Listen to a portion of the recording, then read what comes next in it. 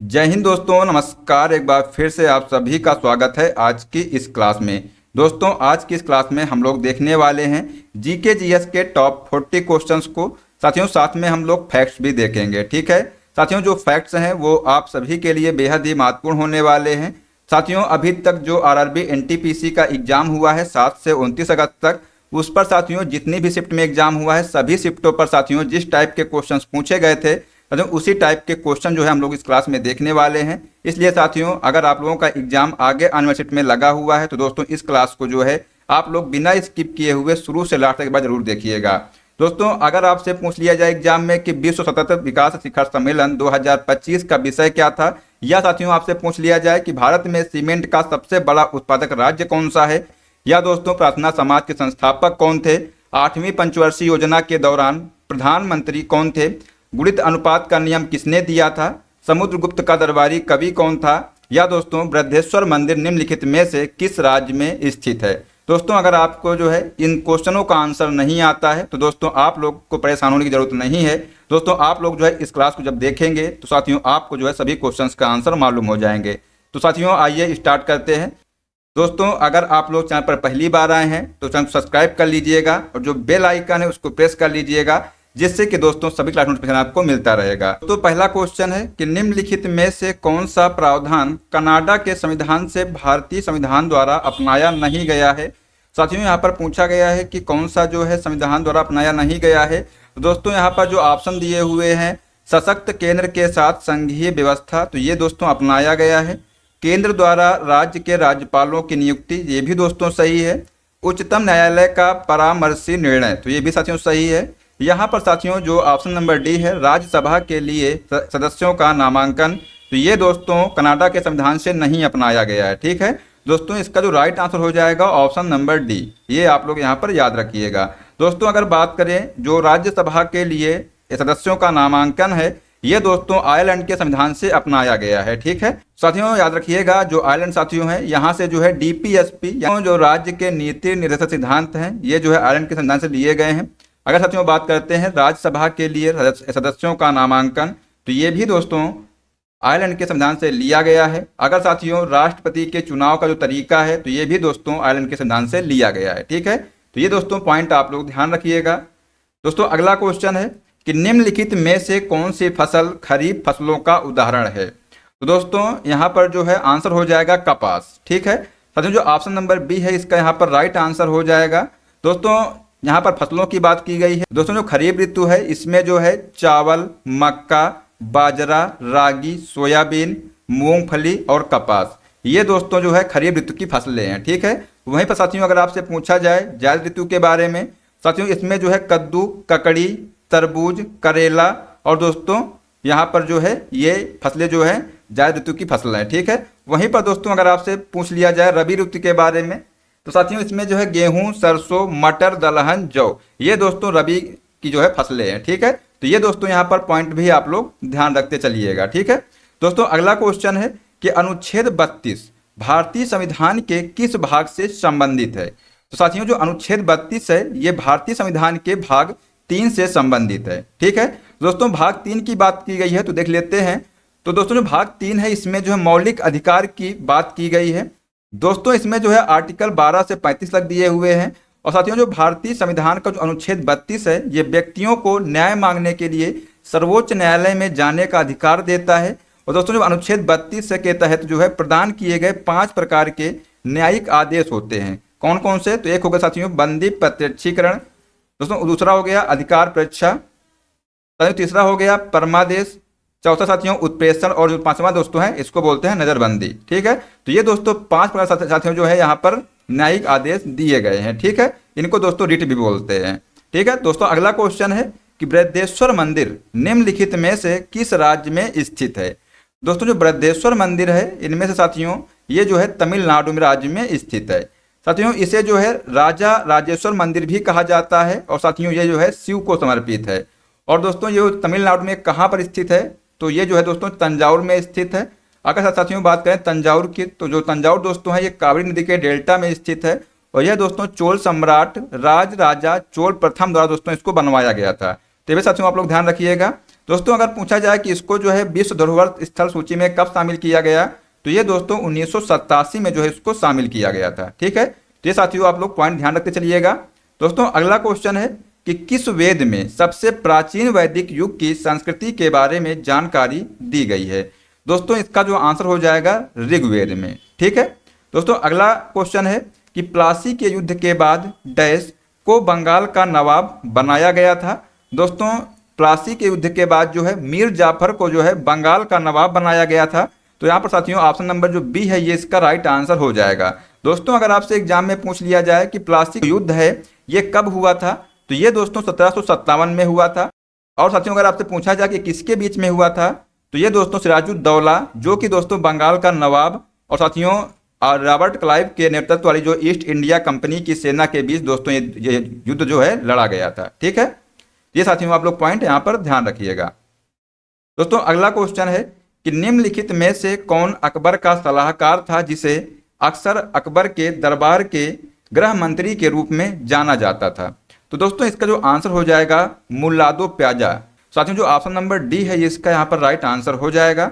साथियों अगर आपसे पूछा जाए कि अकबर के जो प्रधानमंत्री दोस्तों ये कौन थे, तो ये दोस्तों अबुल फजल थे। ठीक है साथियों, अकबर का जो वित्त मंत्री दोस्तों कौन था, तो राजा टोडरमल दोस्तों ये जो है अकबर का वित्त मंत्री था। और साथियों जो राजा बीरबल दोस्तों हैं ये जो है अकबर के विदेश मंत्री थे। और साथियों अकबर के जो रक्षा मंत्री दोस्तों कौन थे, तो अब्दुल रहीम खाने खाना ये दोस्तों जो है अकबर के रक्षा मंत्री थे। दोस्तों इनमें से जो है आपसे कोई भी एग्जाम में जो है क्वेश्चन पूछा जाए, साथियों आप लोग जो है इसको कर लीजिएगा। ठीक है दोस्तों, अगला क्वेश्चन है कि समुद्रगुप्त का दरबारी कवि कौन था। तो साथियों जो समुद्रगुप्त का दरबारी कवि था वो था हरिसेन। ठीक है साथियों, जो ऑप्शन नंबर बी है इसका यहाँ पर राइट आंसर हो जाएगा। दोस्तों जो बाणभट्ट था ये जो है हर्षवर्धन का दरबारी कवि था, ये आप लोग यहाँ पर याद रखिएगा। और साथियों अगर बात करें चंद्रबरदाई की, तो ये दोस्तों जो है पृथ्वीराज चौहान का दरबारी कवि था। और साथियों जो भवभूति था ये जो है दोस्तों कन्नौज के राजा यशोवर्मन का दरबारी कवि था। ठीक है, तो ये भी साथियों आप लोग ध्यान रखिएगा। ठीक है दोस्तों, अगला क्वेश्चन है कि पोतगाह, यहाँ से साथियों जो गोदीवाड़ा है साथियों इसको जो है बंदरगाह भी बोलते हैं। तो ये दोस्तों जो है सिंधु घाटी सभ्यता के निम्नलिखित में से किस स्थान पर पाया गया था। तो ये दोस्तों लोथल में पाया गया था। ठीक है, तो साथियों जो ऑप्शन नंबर यहाँ पर बी है ये इसका यहाँ पर राइट आंसर हो जाएगा। दोस्तों अगला क्वेश्चन है कि विश्व प्रसिद्ध हैरी पॉटर श्रृंखला के लेखक डैश हैं। तो दोस्तों यहाँ पर पूछा गया है कि जो विश्व प्रसिद्ध जो हैरी पॉटर श्रृंखला है इसके लेखक कौन है। तो साथियों इसको जो याद रखिएगा जेके राउलिंग है। कौन है, तो जेके राउलिंग। ठीक है दोस्तों, यहाँ पर जो और भी जो लेखक हैं इनके नाम दिए हुए हैं, इनको भी आप लोग ध्यान रखिएगा।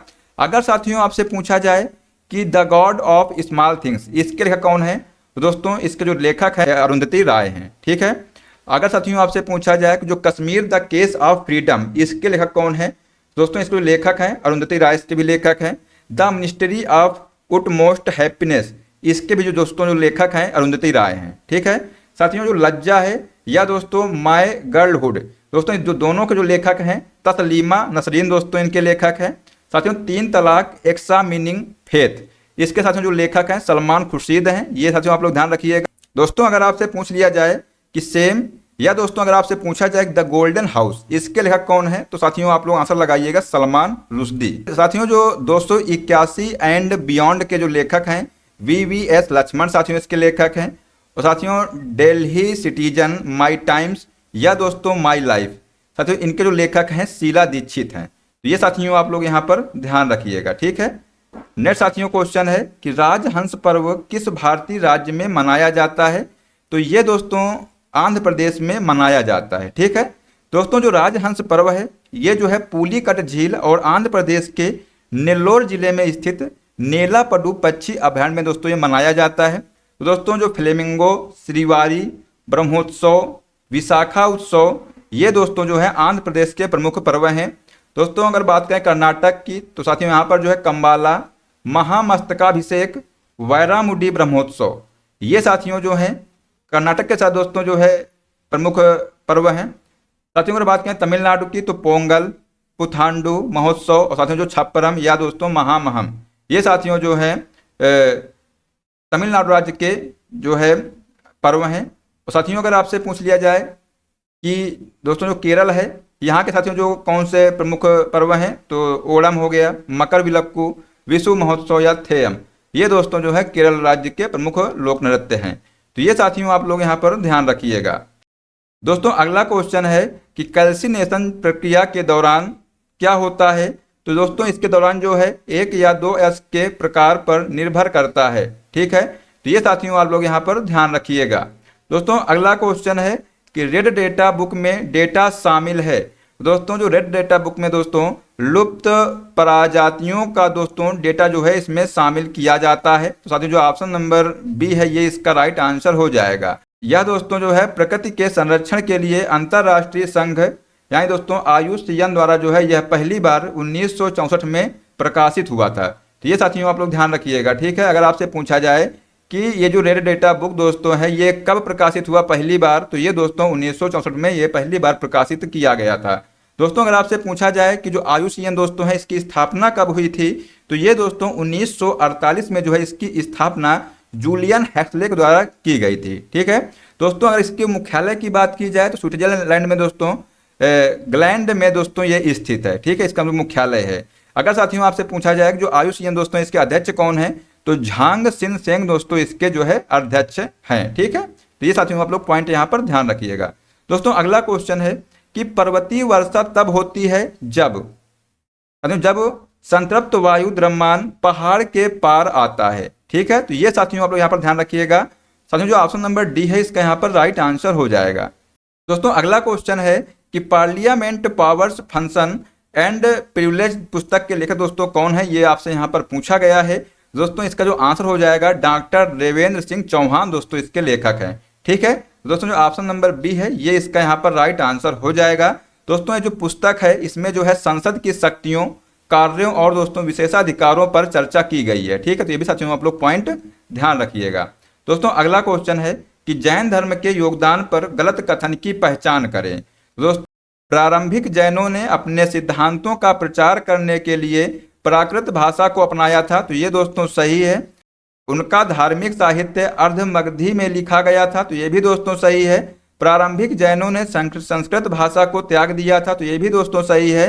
दोस्तों यहाँ पूछा गया है कि कौन सा गलत कथन है। दोस्तों उन्होंने जो है जैन धर्म के प्रारंभिक महत्वपूर्ण कार्यों के लिए कभी भी अपभ्रंश का प्रयोग नहीं किया था।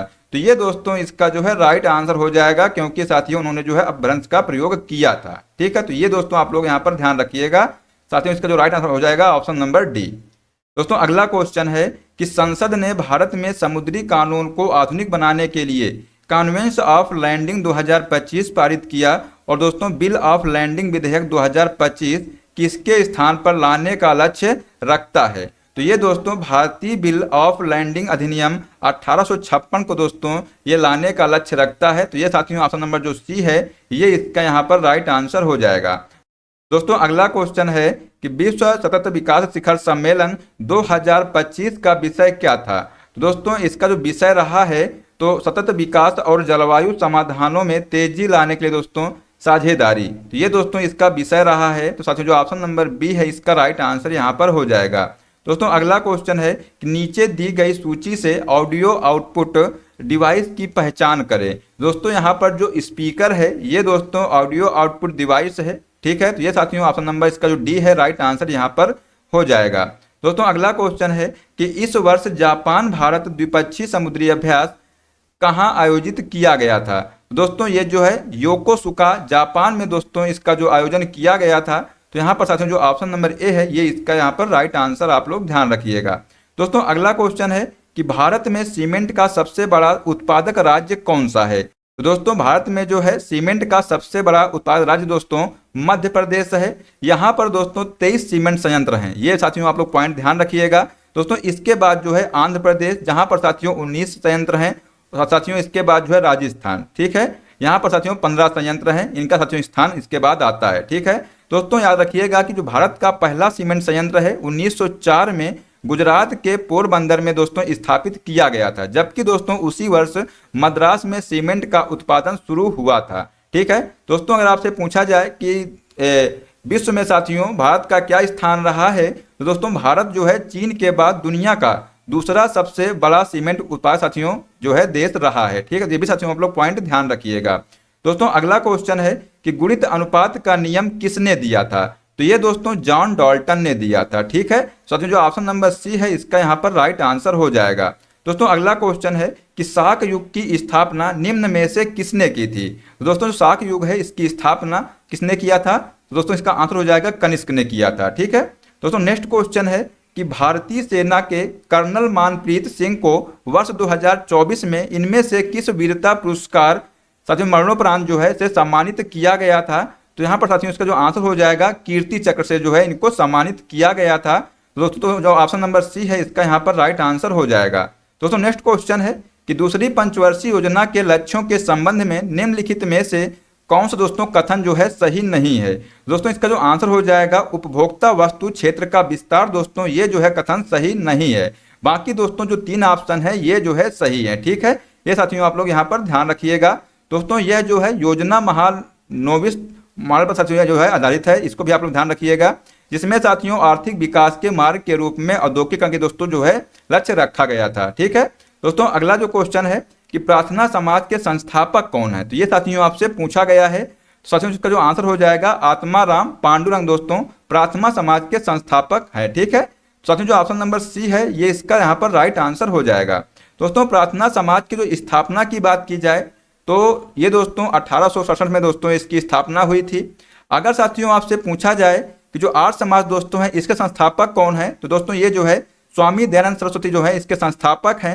दोस्तों इसकी जो स्थापना कब की गई थी? तो 1875 में दोस्तों इसकी स्थापना की गई थी। ठीक है, अगर साथियों आपसे पूछ लिया जाए कि जो ब्रह्म समाज दोस्तों इसकी स्थापना किसने किया था? तो राजा राम मोहन राय ने दोस्तों इसकी स्थापना किया था। कब किया था? तो 1828 में जो है किया था। ठीक है, वहीं पर साथियों बात करते हैं रामकृष्ण मिशन दोस्तों इसकी स्थापना किसने किया था? तो स्वामी विवेकानंद ने दोस्तों इसकी जो स्थापना किया था। कब किया था? तो 1897 में दोस्तों इसकी स्थापना किया था। तो ये साथियों जो पॉइंट है इनको भी आप लोग याद करते चलिएगा। ठीक है, दोस्तों अगला क्वेश्चन है कि मध्यकालीन भारत के भक्ति आंदोलन के बारे में निम्नलिखित में से कौन सा कथन सत्य नहीं है? तो दोस्तों इसका जो आंसर हो जाएगा भक्ति आंदोलन दक्षिण भारतीय वैष्णव आचार्यों से प्रेरित था। तो ये दोस्तों इसका जो कथन है ये सही नहीं है। ठीक है, बाकी दोस्तों ये जो तीनों ऑप्शन है ये सही है, ये आप लोग ध्यान रखिएगा। ठीक है, तो साथियों इसका आंसर हो जाएगा ऑप्शन नंबर ए। दोस्तों अगला क्वेश्चन है कि भारत के संविधान का 42वां संशोधन जो है दोस्तों ये जो है किस वर्ष में दोस्तों इसको अधिनियमित किया गया था? तो ये दोस्तों ये जो है 1976 में जो है अधिनियमित किया गया था। साथियों जो ऑप्शन नंबर बी है ये इसका यहाँ पर राइट आंसर हो जाएगा। ठीक है, दोस्तों अगले क्वेश्चन की बात करते हैं तो पूछा गया है कि निम्नलिखित कथनों पर विचार करें। दोस्तों नाबार्ड जो है कृषि क्षेत्र के विकास के लिए ऋण प्रदान करता है। तो ये दोस्तों सही है। नाबार्ड ग्रामीण व्यवसाय को ऋण प्रदान करता है, ये भी दोस्तों सही है। नाबार्ड दोस्तों शहरी उद्योग के लिए दोस्तों वित्तीय ऋण देता है। तो ये दोस्तों गलत है। और दोस्तों नाबार्ड जो है शहरी विकास के लिए वित्तीय सहायता प्रदान करता है, ये भी दोस्तों गलत है। ठीक है, तो दोस्तों यहाँ पर जो पूछा गया है कि उपरोक्त में से कौन सा कथन सही है? साथियों इसमें जो है कथन 1 और जो कथन 2 है ये दोस्तों दोनों कथन जो है सही है। ठीक है, साथियों जो ऑप्शन नंबर बी है इसका यहाँ पर राइट आंसर हो जाएगा। दोस्तों याद रखिएगा अगर साथियों आपसे पूछा जाए जो नाबार्ड दोस्तों इसका फुल फॉर्म क्या होता है? तो राष्ट्रीय कृषि और ग्रामीण विकास बैंक दोस्तों इसका फुल फॉर्म होता है। दोस्तों इसकी जो स्थापना की बात की जाए तो 12 जुलाई दोस्तों 1982 को जो है संसद के एक अधिनियम के द्वारा दोस्तों इसकी स्थापना की गई थी। ठीक है, दोस्तों अगला क्वेश्चन है कि अष्टम पंचवर्षीय योजना यानी कि साथियों 8वीं जो पंचवर्षीय योजना है इसके दौरान दोस्तों प्रधानमंत्री कौन थे? ये साथियों आपसे क्वेश्चन पूछा गया है। दोस्तों इसका जो आंसर हो जाएगा पीवी नरसिम्हा राव दोस्तों इसका राइट आंसर आप लोग ध्यान रखिएगा। साथियों जो ऑप्शन नंबर ए है ठीक है ये इसका राइट आंसर हो जाएगा। दोस्तों अगर बात करें जो 8वीं पंचवर्षीय योजना है दोस्तों ये जो है 1992 से 1997 के बीच दोस्तों इसकी जो समय अवधि दोस्तों रही है। ठीक है, दोस्तों अगर आपसे पूछा जाए कि जो 8वीं पंचवर्षीय योजना है दोस्तों इसका मूल उद्देश्य क्या था? तो दोस्तों इसका जो मूल उद्देश्य था मानव विकास था। ठीक है, तो ये साथियों आप लोग ध्यान रखिएगा। दोस्तों अगला क्वेश्चन है कि मार्च 2025 में भारत ने किस घटना के जवाब में ऑपरेशन ब्रह्मा शुरू किया था? तो ये दोस्तों जो है म्यांमार में एक विनाशकारी जो भूकंप दोस्तों आया था उसके लिए दोस्तों ये जो है ऑपरेशन ब्रह्मा शुरू किया गया था। साथियों जो ऑप्शन नंबर ए है यहाँ पर इसका राइट आंसर हो जाएगा।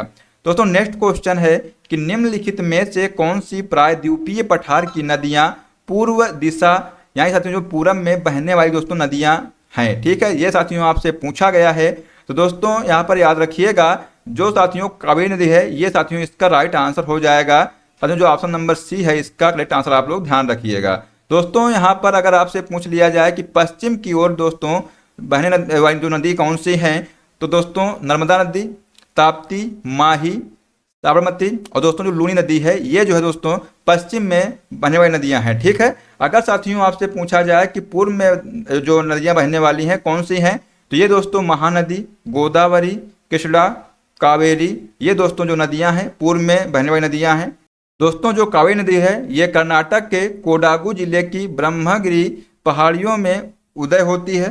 दोस्तों इसकी सहायक नदी की बात करते हैं तो काबिनी, भवानी और दोस्तों उसके बाद जो है अमरावती जो है ये इसकी सहायक नदियां हैं। तो ये भी साथियों आप लोग पॉइंट ध्यान में रखते चलिएगा। ठीक है दोस्तों, अगला क्वेश्चन है कि नई दिल्ली में पहली बिम्स्टेक इक्वेटिक्स चैंपियनशिप 2024 की शुरुआत किसने की थी?